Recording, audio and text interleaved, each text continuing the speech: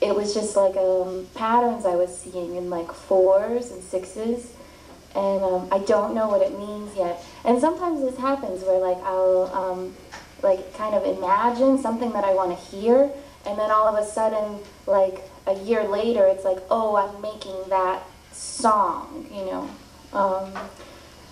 But yeah, I've been thinking about with the keyboard, with improvising, when I listen back to my recordings,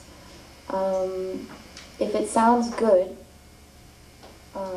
quote good, there's like a sort of breath in it, like a kind of air around things, that seems to be what communicates. Like, it doesn't matter if it's something very complicated or simple. It's like if it has this quality of breath around it, then it's communicating.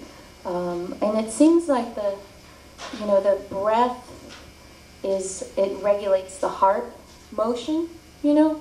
I think it might have something to do with that. I'm not sure yet. But with the keyboard, it's essentially sensitive buttons, as opposed to something like a wind instrument or a trumpet, something where you're using actual air and actual breath, or singing, of course. But even something like a string instrument, like a violin or something like that, you have this kind of pulse. You can make things truly legato, just flowing from one note to one note, like blurring the notes together. But with the keyboard, it's like when I play classical music, all of the technique is basically to try and turn these buttons into something that's flowing with breath, you know?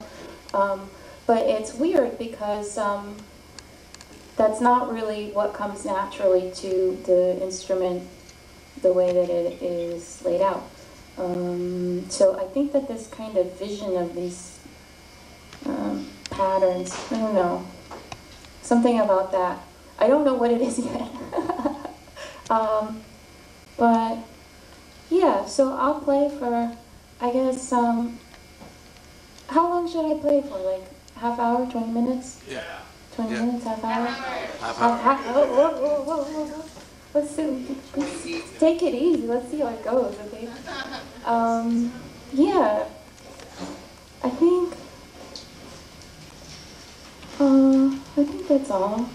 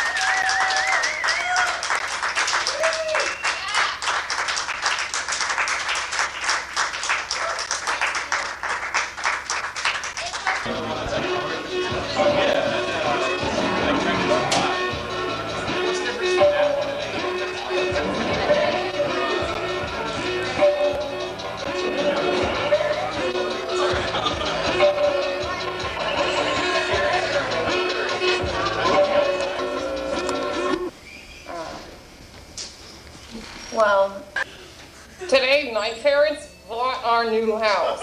It costed $16,000. That's a lot of money, but it's well worth it. I rode my bike. There is a kid that lives close to us. He snuck out of the house when his father was taking a nap. Now he is lost, all in the dark, alone. My bike is a mountain bike. It is so nice.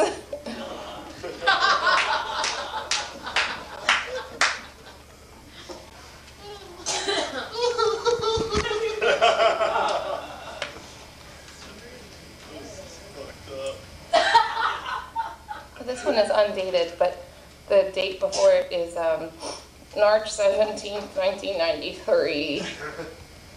Today I had so much fun. And guess what? One of my spelling words is April, and that's my name. I went over Sarah Molinar's house today. We played Barbies, we played Sega Genesis, and we played Gypsies. It was so much fun. Tomorrow I have art class. We are making puppets at art class. I am making a leopard. Tomorrow I am also going to a birthday party. My mom got me new jeans with cloth roses and fake pearls on them. They are gorgeous. Well, gotta go. Bye.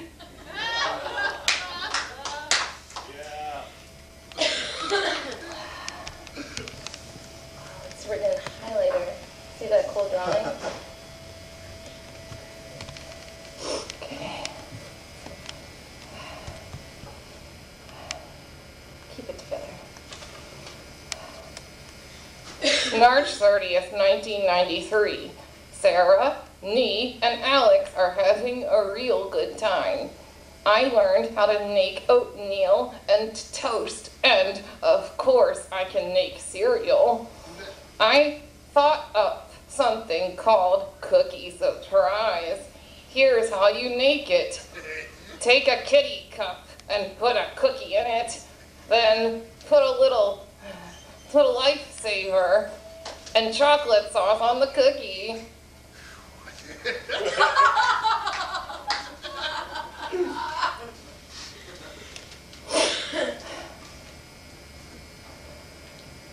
May 13th, 1993. This week was great! I went to the school dance-a-thon. You had to dance for 2 hours. We danced to these songs: YMCA, Surfin' USA, Everybody Dance Now, The Electric Slide, Achy Breaky Heart, Space Jam, and that's all I could remember of the dances. There was also a slow dance. Our teacher, Mrs. Gallant, said, "I'm getting out of here." Oh yeah, and we danced to Pennsylvania 65000, ring ring, Pennsylvania 65000, just a joke, haha. I read a book today and it took me only 2 hours to read it. I'll say I'm the bookworm, just a joke, haha. Oh, we also danced to the Love Shack, baby. Our class won for the best cheer in school spirit week. We did a Western theme last night. We sang Don Gato and There's a Hole in the Bucket. Tomorrow we will have Essex Field Day. I spent the night over Michelle's house and we went to her mom's work. She is a legal secretary. I am writing a ghost story called The Open Bridge. Bye-bye, April.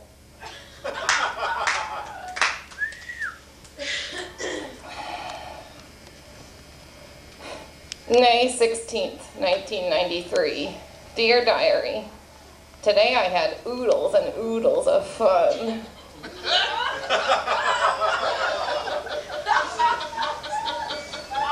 Some things never go out of style. I watched A League of Their Own. It's about a team of girls who become famous professional baseball stars.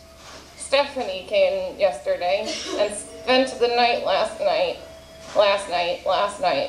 We had lots of fun. We took our umbrellas because it was raining and walked around the garden in the backyard. We played that we owned the whole world. It was fun.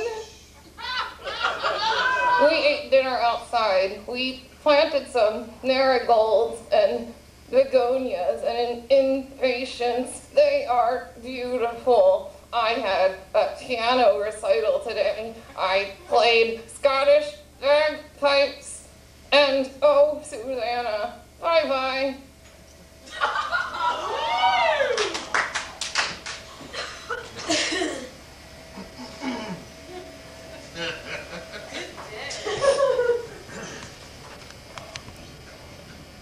24th, 1993.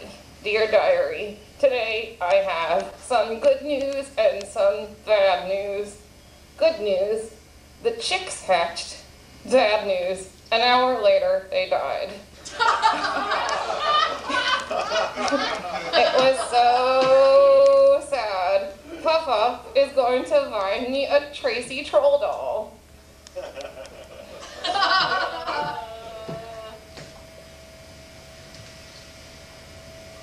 May 25th, 1993.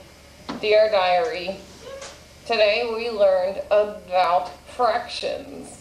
Today we found a dead baby starling. Today we found a dead baby starling floating in our pool. We went for a walk at school. One girl picked a beautiful pink rose and then said, "Do you want this rose?" And then she ripped it up. What a brat. She thinks she is boss. Well, she is not. She is in 3rd grade, not a mother. That's what she thinks she is. So does Allison and Alexandria and Adrian. They are the 3 A's. That stands for aggravating, agitating, and obnoxious. They hate me because they think I'm so uncool. Well, when they say that, I just say, or vice versa.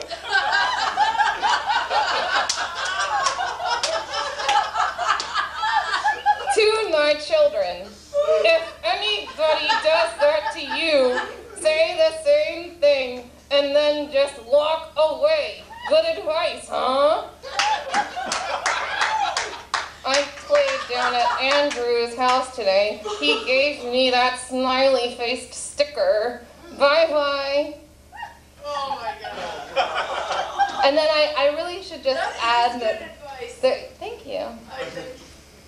You know, when I was, I'll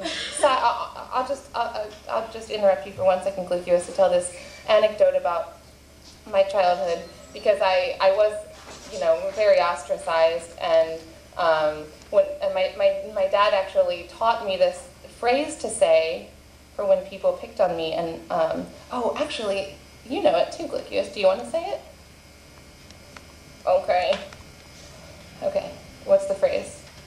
The idiocity of your animosity to insinuate that I provocate upon your magnificent disposition is far beyond my comprehensive ability.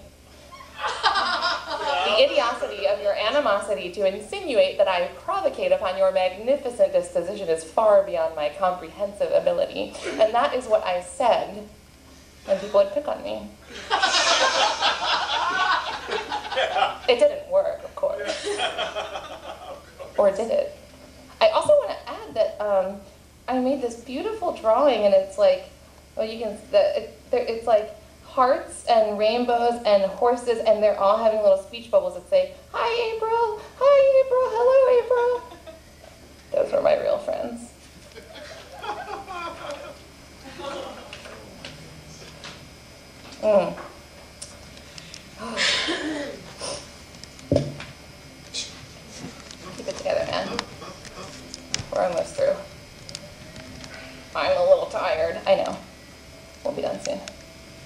November 14th, 1993. Dear Diary, Thanksgiving is coming up. I can't wait until the 24th. Guess what? Oh my gosh, I just remembered this, that I really am pretty sure that this one boy in my class, Jason Hutner, likes me, and I have to sit next to him. I'm so embarrassed about the way he acts around me in front of the whole class. I mean, I don't think myself that good looking.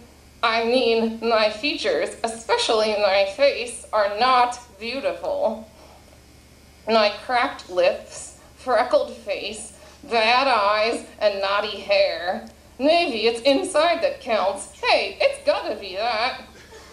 Now, don't tease me, it's not funny. Hey, maybe I'm a diamond in the rough. I got bifocals, they're really pretty. They have pink and white frames. Here's a picture I drew for you. It's a picture of a woman wearing a dress, standing on a fence. She's taken the ribbon out of her hair, and her hair is blowing in the breeze. She's holding her arms up. She has her eyes closed, and she's smiling. There's a bird flying over her head. In the distance, you can see a small forest and mountains and a couple houses. One of the houses has a fire in the chimney.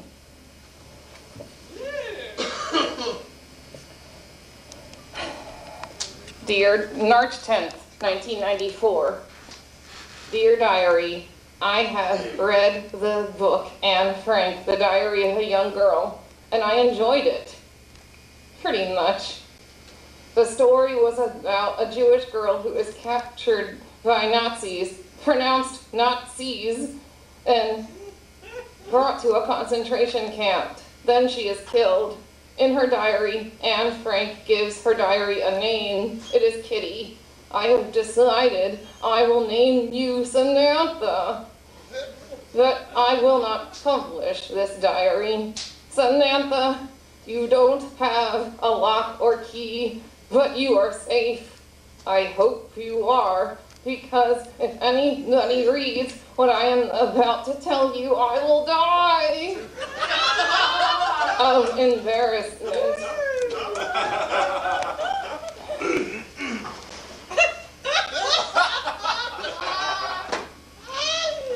Okay, I will start from the beginning.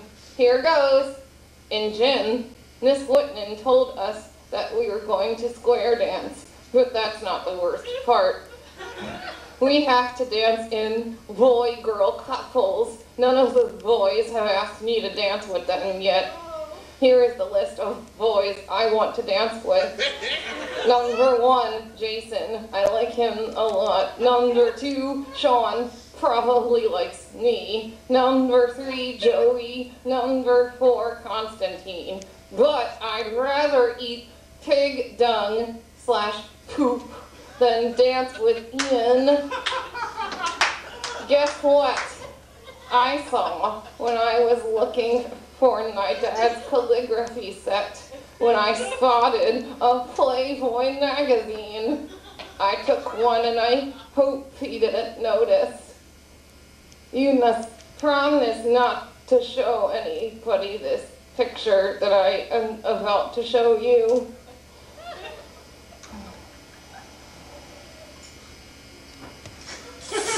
Guess what? My mom said that I am getting my period in 2 to 4 years. Oh, guess what? My mom and dad signed me up for Niner softball. Till then, our friendship is laid until tomorrow.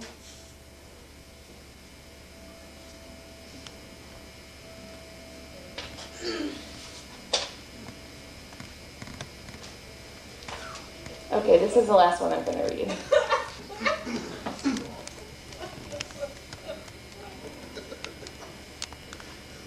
Because after that, the diary just goes into this weird zone where I spent about 6 months experimenting with Christianity, and nobody wants to hear about that.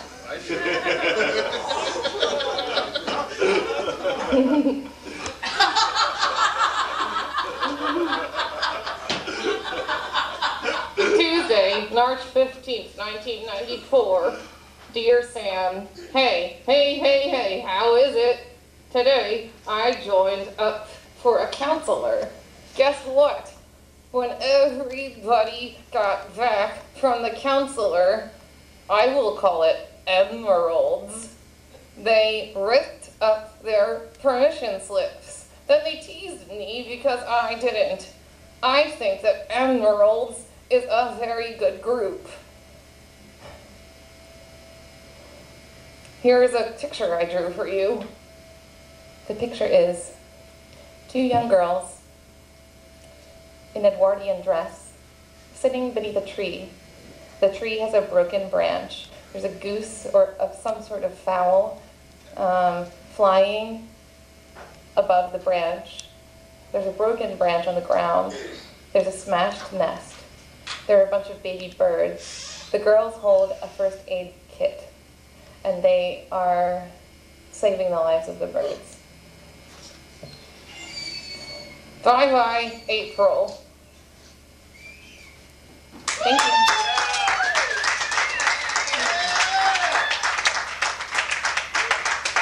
Twig is next, and I just want to say again, because now Liz is in the room, how grateful I am to be performing with both of them. And, you know,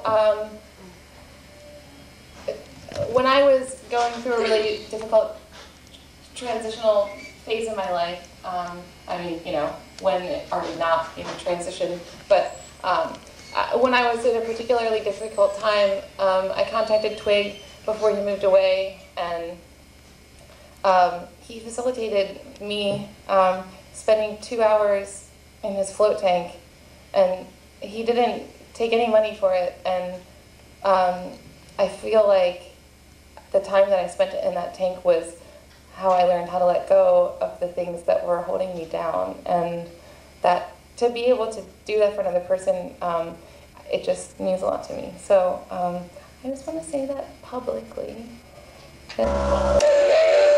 Subwoofer check.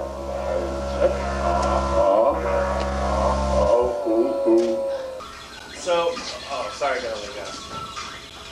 Did I not turn this on? Is this my fault? Okay, this is My I did not turn this on. This is my fault. So, I tried to get a projection going, but the I don't use the cult computer. I have a PC. So, I want to show a video, but it's very small, and I have a microphone under there, and I don't know if you can hear it. So if you can come close, I have this really cool video for everyone. Yeah. So this is the part of the show where the performer asks everyone to get up close. I know, it's challenging. You know, because you do put yourself out there. How's this? Okay. How's this, Twig? Is this good?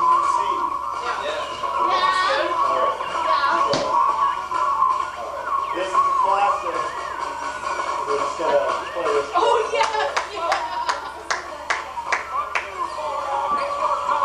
This is, oh yeah, hell yeah.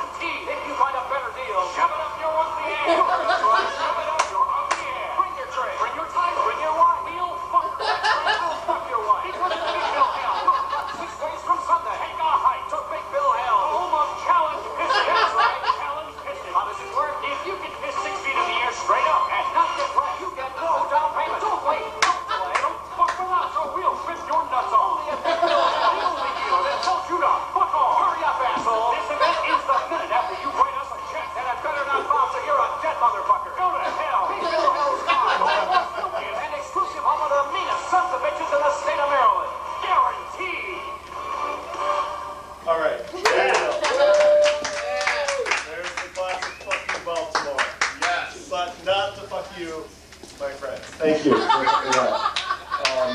But maybe later. Hello. Okay. Honor and a pleasure to see so many friendly faces. It's great to be back here. I've been in winter mode, as we all have, because we are all controlled by the seasons. And it's been a crazy winter. Hibernating beaver. Someone's been hibernating beavers. Some of us have not.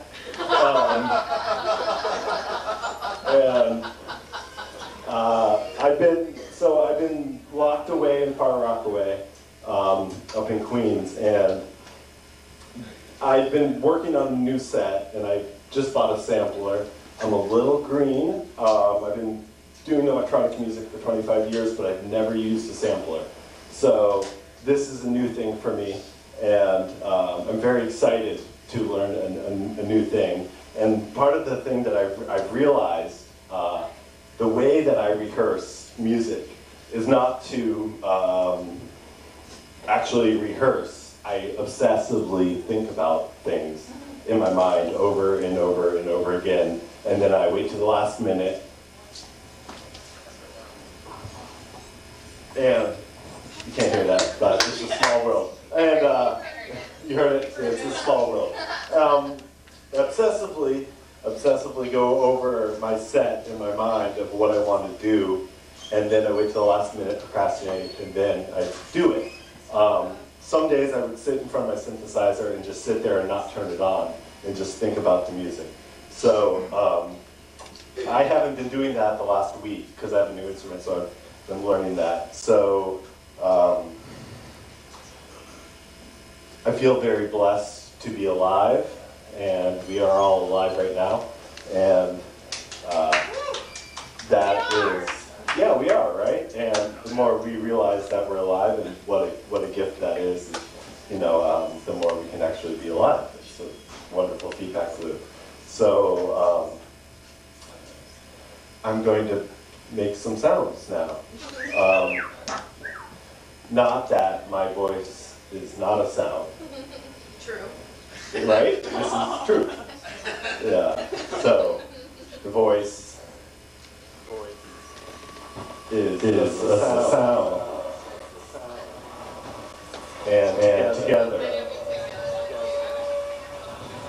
all of us here together, as all of us are here right now, together.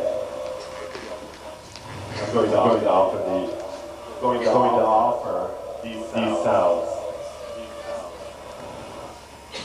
I'm going to offer these sounds, these words, as an offering to those of us here.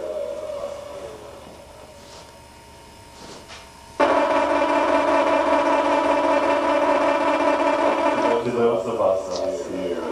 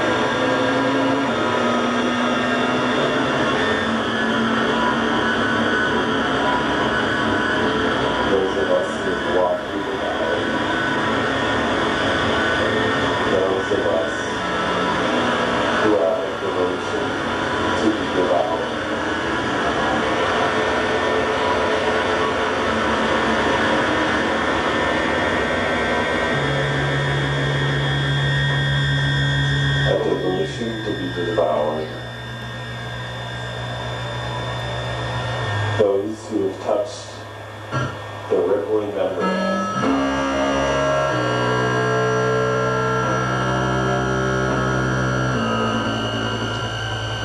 Those of us who have stepped behind the veil.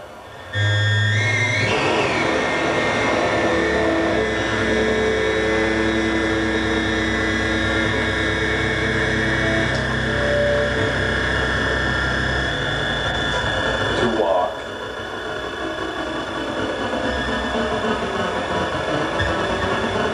in a land where our ancestors dreamed.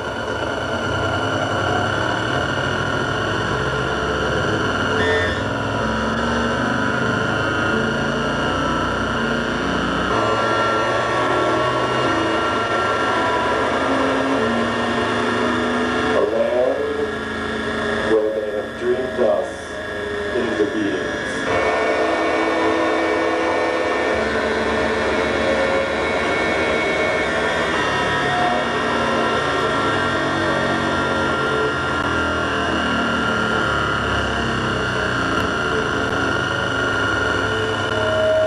Beings awakening as human beings together.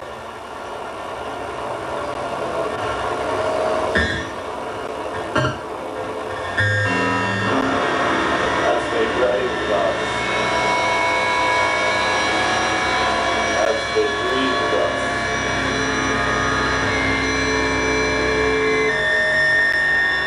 into unfolding, awakening dreams. Together.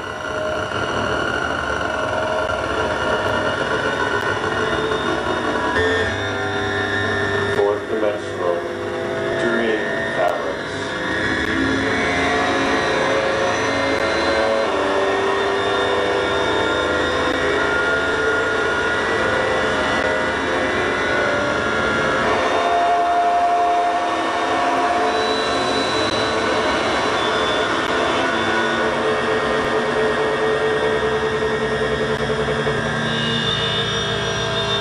Each one of us as baby fools.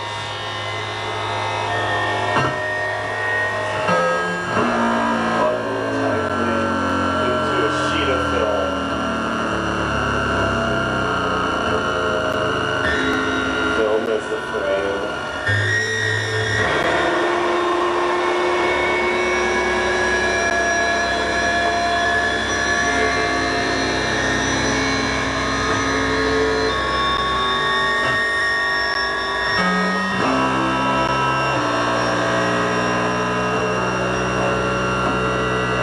Bundled fools, baby. Fools in a frame, frame by frame. Strips of film.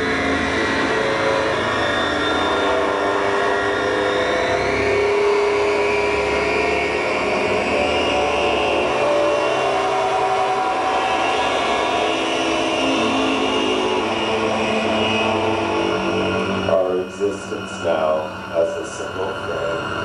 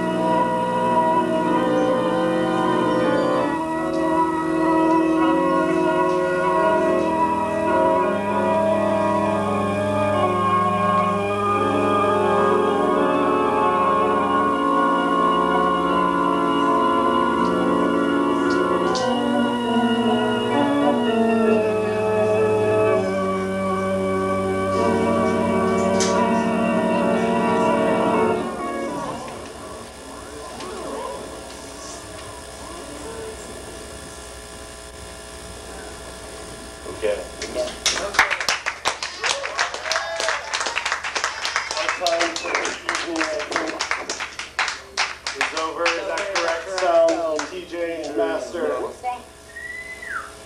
About time to end the gig, right?